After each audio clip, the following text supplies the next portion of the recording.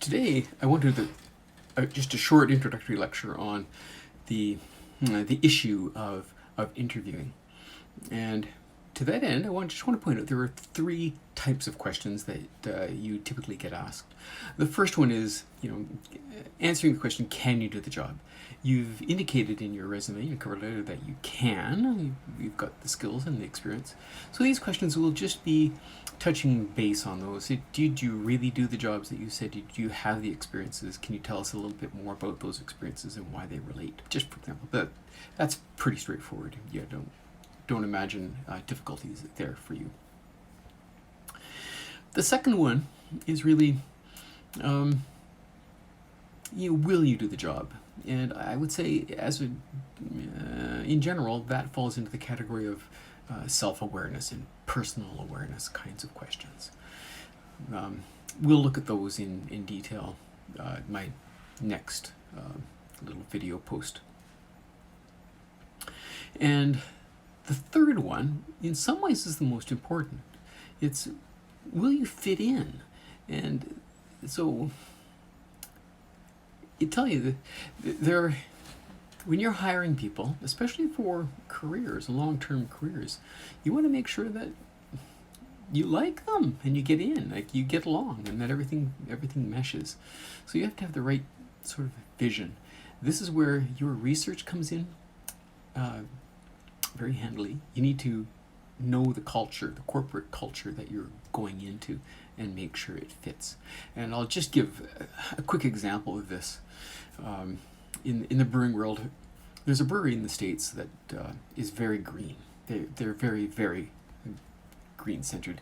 They give every employee a bicycle. Say, like, you're working here now, you can bike to work.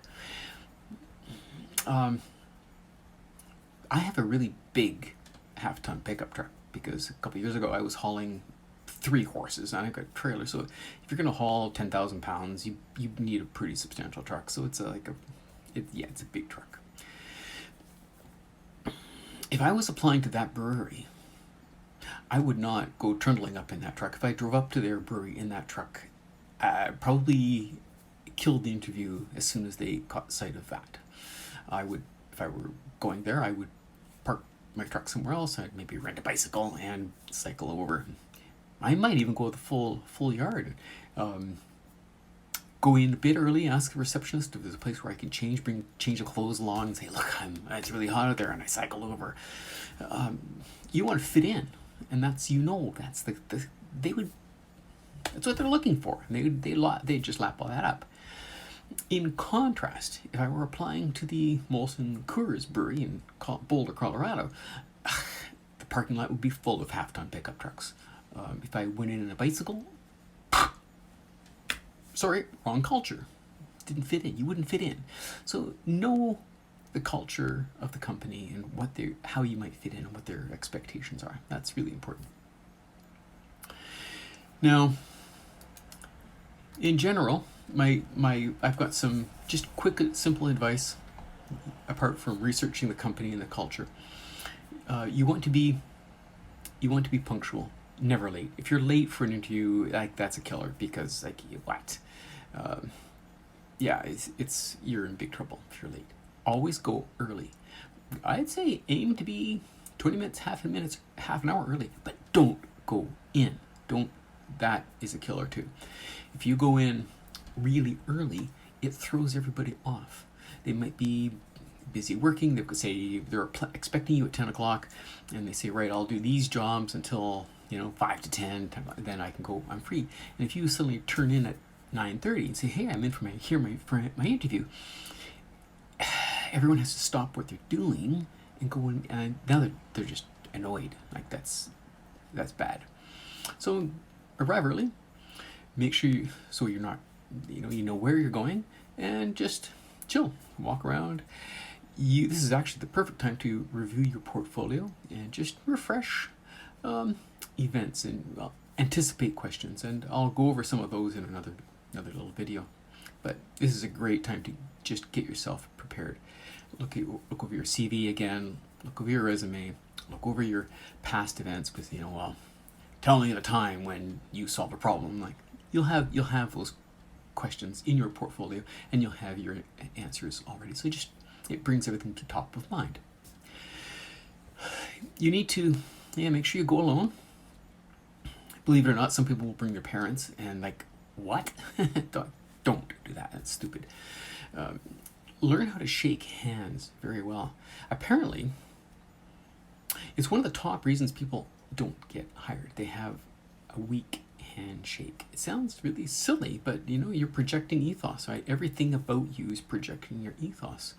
And if you have any doubts about your handshake, ask people. It needs to be moderate, not really, really limp, and not a bone crusher, which some people make the mistake of.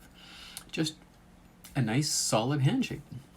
If we were doing this in person, I would welcome you some sample handshakes, but you'll have to find other people to do this with.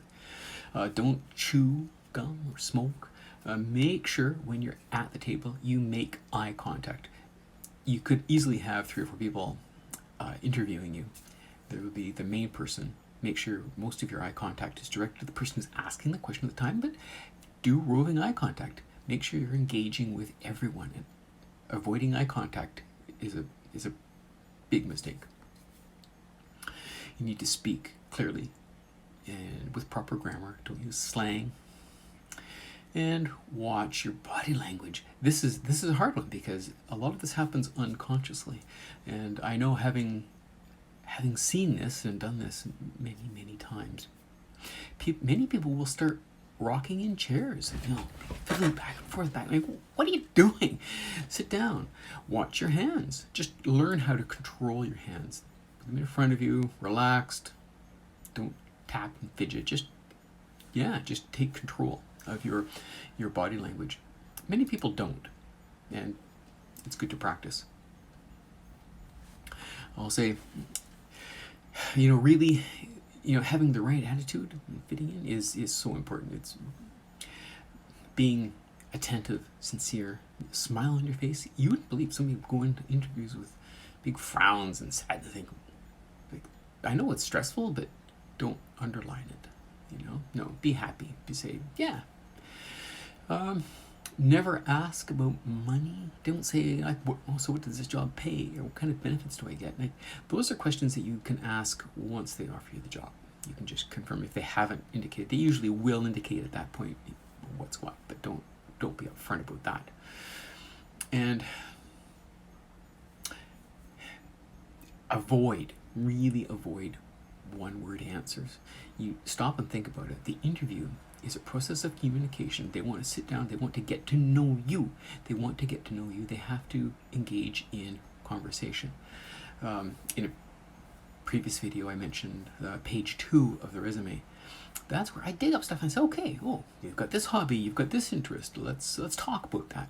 I'm trying to tease out your personality from these little bits of trivia. A major part, the big part of the interview is to get a sense of who you are and what you're like.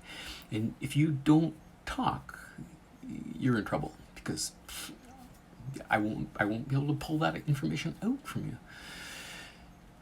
And lastly, I'll just say, be polite to everybody you meet.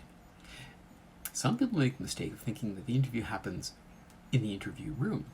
And I've seen some people being very bossy, very arrogant, and they come in, they sort of dismiss that menial little receptionist. I'm important. And what happens is that after the interview committee, or someone from the interview committee, just goes to the receptionist and says, by the way, so what did you think of that person? And he's really arrogant. Poof, you're gone, you're done. Anyway, I will come back with another video that looks at some sample questions and the kinds of answers you need to be anticipating.